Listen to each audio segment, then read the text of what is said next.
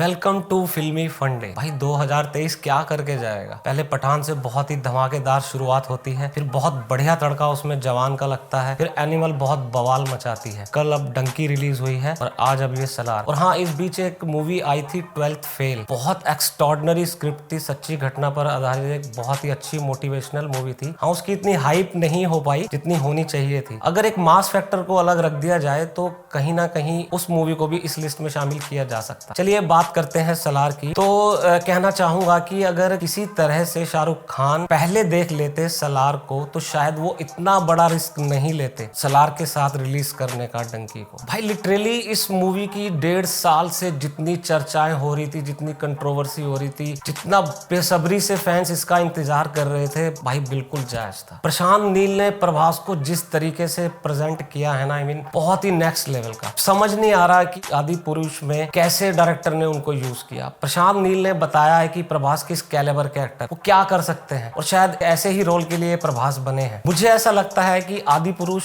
को करने के प्रभास के पास शायद 2 ही रीजन थे। एक तो वो जो कैरेक्टर उसमें वो प्ले कर रहे थे, वो कुछ भी हो, कैसा भी हो, मूवी कैसी भी हो, स्क्रिप्ट कैसी भी हो, वो भगवान राम का कैरेक्टर था। और शायद दूसरा रीजन ये हो सकता है कि वो सलार कर रहे थे और सलार 2 भी वो करने जा रहे, तो उनको तो पता था कि वो सलार करने जा रहे हैं, तो उनके सारे पुराने पाप धुल जाएंगे। तो by the way, jokes apart, चलिए बात करते हैं सलार की कहानी के बारे में। ट्रेलर से बहुत ज्यादा कुछ रिवील नहीं हो रहा था। अच्छा, अगर मैं कहानी को अगर एक शॉर्ट वे में एक्सप्लेन करने की कोशिश करूं तो ऐसे कह सकते हैं कि जैसे आईफोन 13 आता है, 14 आता है और फिर अब ये 15 आया, मींस अपग्रेड होता है। तो ऐसा कह सकते हैं कि केजीएफ को 3-4 बार अपग्रेड कर दिया गया हो। Violence, violence, violence.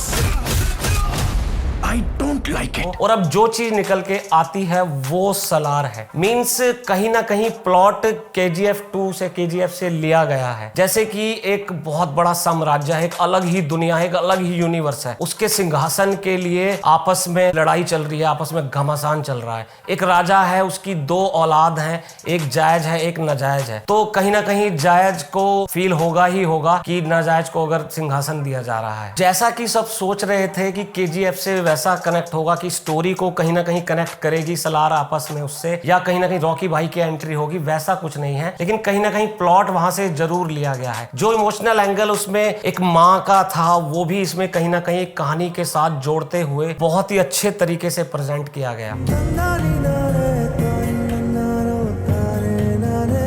केजीएफ 2 में जो एक्शन और वायलेंस था भाई, उसको तो बहुत ही बुरी तरीके से अपग्रेड कर दिया गया। मतलब गले कट रहे हैं, हाथ कट रहे हैं, पैर कट रहे हैं, भाला कहां से घुस रहा, कहां से निकला, कुछ पता नहीं लग रहा। गन चल रही है, पिस्टल चल रही है, राइफलें चल रही हैं, भाई क्या क्या है, कुछ चीजों का तो मैं नाम भी नहीं बता सकता। और इन सब पे बस नहीं करते भाई, ये बहुत लंबे लंबे सीन है, बहुत लंबे लंबे एक्शन सीन है, बहुत लंबे लंबे वायलेंस सीन है। और इसमें एक चीज और भी है नोटिसेबल, ऐसा नहीं है कि कोई भी आएगा रैंडमली या किसी का भी बेमतलब के गला फाड़ देगा, चीर देगा। जैसे कि एनिमल में एक सीन में बॉबी देओल ने सिर्फ इस वजह से उसको बहुत ब्रूटली मार दिया कि उस बंदे ने उस भाई के मौत की खबर उस बॉबी देओल को दी। तो ऐसा नॉनसेंस इसमें कुछ नहीं है भाई। एक बहुत ही इमोशनल स्टोरी को कनेक्ट करके उसकी बैकग्राउंड बना के तब इसमें वायलेंस आता है, तब इसमें वो एक्शन सीन आते हैं। भाई इसको ए सर्टिफिकेट मिला है। ए सर्टिफिकेट मिलने का रीजन सिर्फ और सिर्फ वायलेंस ही है। इसमें कोई भी बोल्ड सीन बिल्कुल भी नहीं है, किसिंग सीन भी नहीं है इवन। तो ए सर्टिफिकेट सिर्फ वायलेंस के लिए और भाई जायज है। ट्रेलर देख के ऐसा लग रहा था कि प्रभास का शायद वो मासी, वो इतना